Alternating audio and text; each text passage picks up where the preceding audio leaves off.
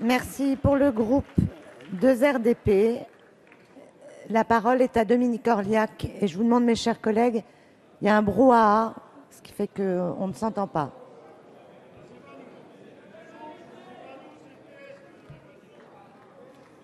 Bonjour. Madame la Présidente, Mesdames les ministres, Madame la Présidente de la Commission des affaires sociales, Mesdames et Messieurs les rapporteurs, mes chers collègues, nous nous apprêtons à voter en première lecture ce PLFSS 2014. Tout d'abord, permettez-moi de vous faire partager notre regret que ce PLFSS contienne des mesures qui ne s'inscrivent pas dans le sens des réformes structurelles que nous appelons de nos vœux, et ce, depuis de très longues années. Je le redis, des réformes de fond et non des mesures conjoncturelles afin de pallier au déficit de la sécurité sociale sont nécessaires. Toutefois, la stratégie nationale de santé que le gouvernement a définie va dans le bon sens et a tout notre soutien. Nous souhaitons que la loi la mette fortement en œuvre. J'aimerais aborder le sujet des PEA et PEL cités dans l'article 8. Initialement, ce projet prévoyait la taxation accrue de plusieurs produits d'épargne, dont le PEA, le PEL et l'épargne salariale. Ceci n'était pas conforme à l'équité fiscale, car ces produits concernent souvent les classes moyennes, voire les catégories modestes. Par ailleurs, son relèvement inopiné et son effet rétroactif auraient marqué une instabilité fiscale risquant d'être dissuasive à l'avenir pour les épargnants. Conformément à la demande du président de notre groupe de RDP et d'autres députés, le gouvernement a renoncé dimanche à cette mesure.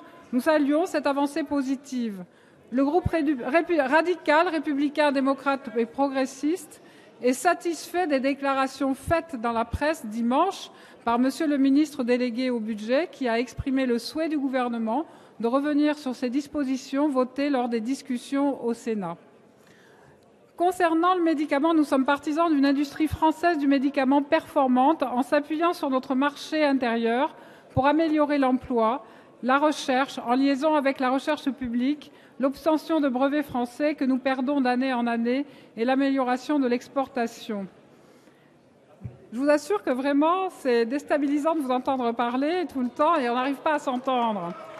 Nous soutenons sur ce sujet les propos de Monsieur le Premier ministre lors du comité stratégique des industries de santé de juillet dernier, expliquant les possibilités importantes des industries de santé dans la lutte contre le chômage et sur la nécessité d'une adéquation entre les politiques publiques et les politiques industrielles.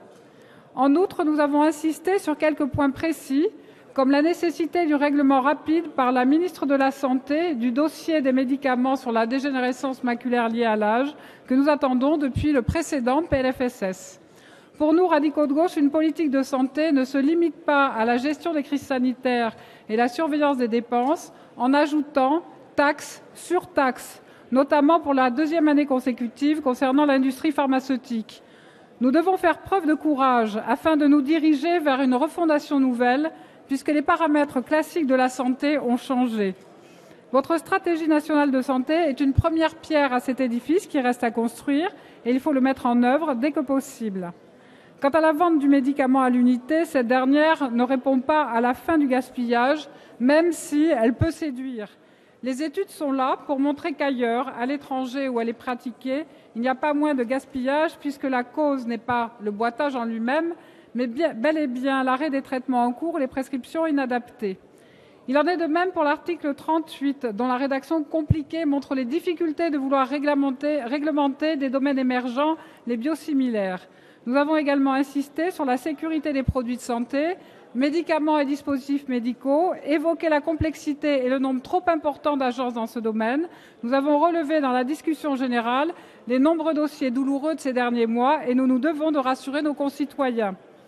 Des avancées concernant les soins primaires avec le financement des coopérations libérales, la généralisation des rémunérations des équipes pluriprofessionnelles et l'amélioration de la couverture des praticiens et auxiliaires médicaux sont à l'ordre du jour. Nous sommes satisfaits que notre amendement concernant l'expérimentation de télémédecine pour les pharmaciens ait été adopté et nous nous réjouissons de la réforme de la T2A avec un mécanisme de dégressivité tarifaire que nos hôpitaux de proximité attendent avec impatience. Nous avons rappelé aussi le rôle important de santé publique et de premier recours grâce au maillage territorial par la pharmacie d'officine. L'officine doit évoluer vers une véritable profession de santé, être un partenaire essentiel dans le parcours de soins. Il faut, Madame la Ministre, mettre en place la nouvelle rémunération à l'honoraire votée il y a 2 ans. Madame la Ministre, nous n'avons pas approuvé certaines mesures de ce PLFSS, mais nous considérons que les orientations de votre stratégie nationale de santé doivent être soutenues. Fidèle à la majorité gouvernementale, le groupe 2RDP votera donc en première lecture ce PLFSS 2014 en souhaitant qu'il évolue dans le bon sens lors de la navette parlementaire. Je vous remercie.